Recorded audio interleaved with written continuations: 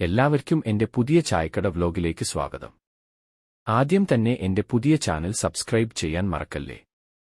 ഞാൻ ഇവിടെ ചായക്കട തുടങ്ങാൻ എനിക്ക് പ്രചോദനമായത് മലയാള സിനിമയിലെ ഒരു സൂപ്പർ സ്റ്റാറിന്റെ വാക്കുകളാണ്. അത് ആരാണെന്ന് വീഡിയോയുടെ അവസാനം പറയാം. ആദ്യം എന്റെ ആശാനെ പരിചയപ്പെടുത്താം. ഇദ്ദേഹമാണ് എനിക്ക് ചായ ഉണ്ടാകാൻ പഠിപ്പിച്ച എന്റെ മഹാഗുരു. ചില പ്രത്യേക സാഹചര്യത്തിൽ അദ്ദേഹത്തെ റോക്കറ്റിൽ നിന്നും എടുത്ത് താഴേക്ക് ഇടേണ്ടി വന്നു.